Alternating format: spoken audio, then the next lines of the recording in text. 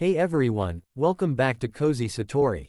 I'm so happy the first part of this series hit over 1K views, thank you all so much for the love and support.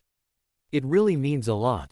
Just a heads up, the next few chapters are going to get a bit angsty, so buckle up. Don't forget to let me know your favorite parts in the comments, I love reading your reactions. Now let's get into it. In the quiet aftermath of their showers, the soft orange glow of the sunset gave way to the gentle light of the moon. Bokuto was sprawled across the bed, damp hair plastered to his forehead, arms behind his head like he owned the whole world. Akaashi was rummaging through the dresser, efficiently gathering fresh clothes for both of them after their long day at work. Keiji, Bokuto called suddenly, voice carrying in the empty space. Akaashi glanced over. What is it? Bokuto's grin was lopsided, mischievous. What would you do if I died right now? Akaashi's towel slipped, falling dully to the floor. He froze. Excuse me. It's just that dumb challenge from the group chat. Bokuto said, waving his hand. Thought I'd give it a spin. But Akaashi's expression didn't shift back into neutral. His jaw tightened. That isn't funny. Bokuto blinked, sitting up slightly. Hey, it's not supposed to be serious. It is serious. Akaashi cut in, sharper than he meant. He forced his tone softer. Don't say things like that, Bokuto-san. The honorific slipped out. That told Bokuto enough. He sat up fully now, concern knitting his brow. Keiji, what's wrong? For a moment, Akaashi said nothing. His gaze lingered on the polished floor, anywhere but Bokuto.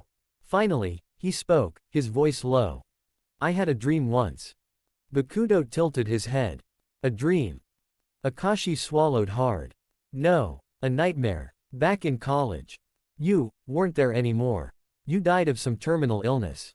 The word landed like a stone in the silence. I don't usually remember dreams, but that one. Akaashi's throat worked. His fingers clenched against his palm. It was so vivid. You were in a hospital bed. You couldn't sleep. Hadn't slept in weeks. But you still smiled, joked, made me laugh even when I wanted to cry. His hands trembled slightly. We got close, closer than we were supposed to. I read to you at night. I memorized your heartbeat. And then, one morning, you just didn't wake up. Bokuto's grin had faded entirely now. He shifted closer, but Akaashi pressed on, voice gaining momentum like he couldn't stop it. Akaashi swallowed hard, gaze fixed on a point past Bokuto's shoulder. I went on like I was still living, but I wasn't. Everything was dull, like the world had lost its color. I kept reaching for my phone to call you, only to remember there was no one to answer. He took a shaky breath like he was trying his best not to fall apart then and there. And the worst part was, every night when I closed my eyes, I had to lose you all over again. I woke up choking on it, on the grief. It felt real. And I woke up convinced it was. Without saying a word, Bokuto gently took Akaashi's hand and placed it over his chest, right where his heart was beating steady and strong. He didn't speak, just held it there, like he was reminding him, I'm alive. I'm here. Breathe with me. Akaashi let out a shaky laugh, though his eyes stayed fixed on the floor. You know what scared me the most? In that dream, you told me it was okay. That you loved me, but it was time to let go.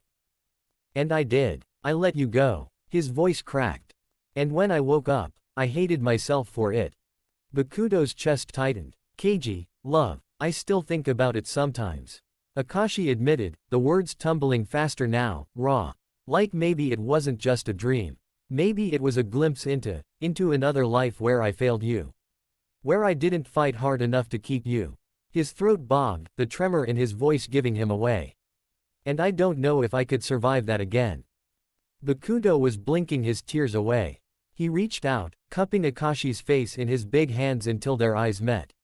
His voice was softer than Akaashi had ever heard it. Hey, look at me. That wasn't our life. Not this one. In this one, you don't let go. You never let go. You've been holding onto me since the day we met, even when I made it hard. And I've been holding onto you right back. Akaashi's breath shook, his lips trembling.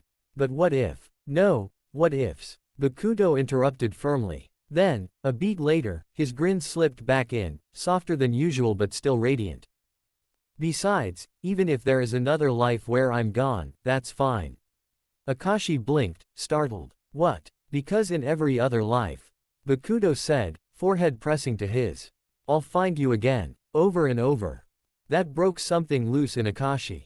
His eyes fluttered shut, the tension in his shoulders finally ebbing as he let out a choked laugh. You always say the dumbest things. Yeah, but they work, don't they? Bokuto shot back, and now his energy was climbing again, like he'd dragged Akaashi up with him. Come on, Keiji, I'm not gonna die on you. Not when I've still got like 50 more years of yelling stupid shit in your ear to drive you crazy.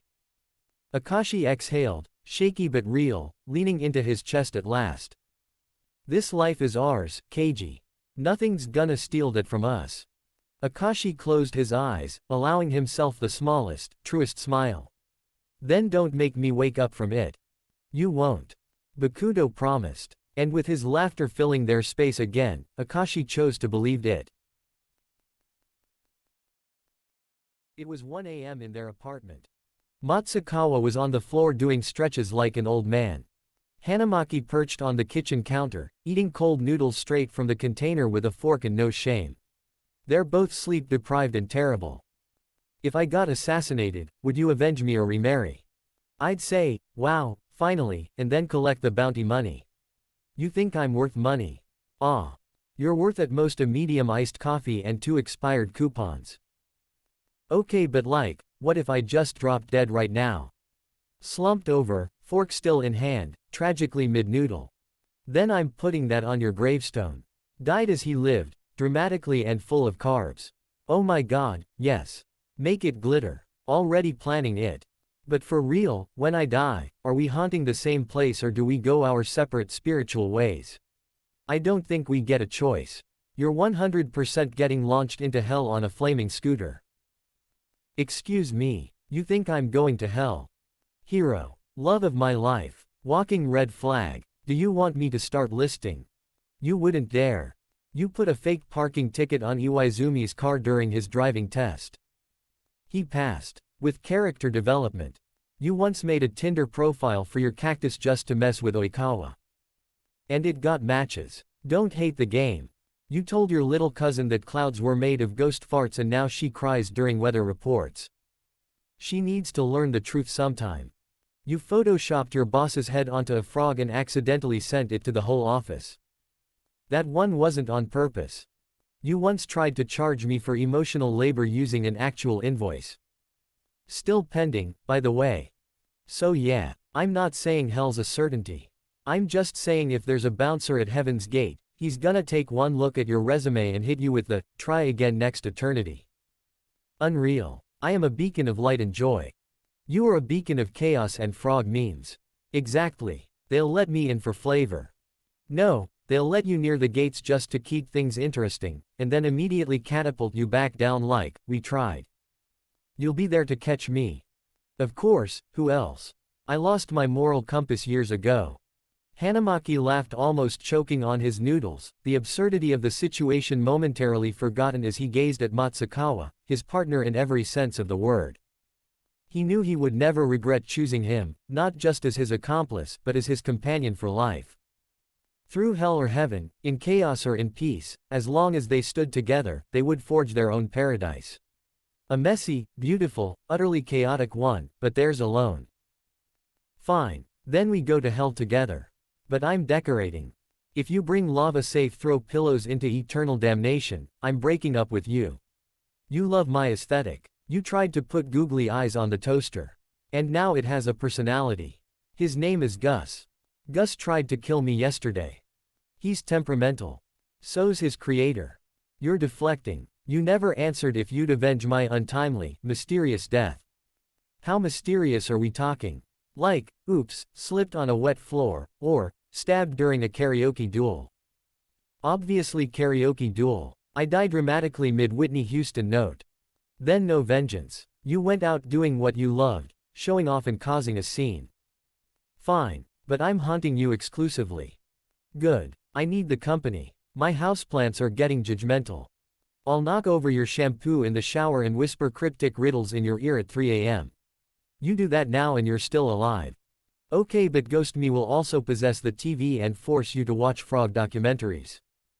Then I'm bringing in an exorcist and telling them to aim for the head. You'd banish me. Only if you start playing dubstep every time I try to sleep. That's literally the first thing I do. Then yes, exorcism. Immediately. Wow. After all we've been through. Darling, I love you, but if you try to DJ my dreams from the afterlife, I'm salting the entire apartment. Fair. Still love you, though. Yeah, you're a nightmare. That was almost sweet. Are you dying? Hopefully before you. Wow. So I get to be the tragic one. You'd fake your death just to one-up me. I have the materials.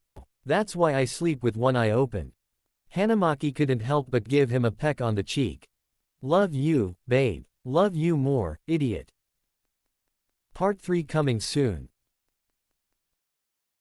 Thanks for watching, guys. If you enjoyed this video, be sure to subscribe, leave a comment, and hit that like button. See you in the next one.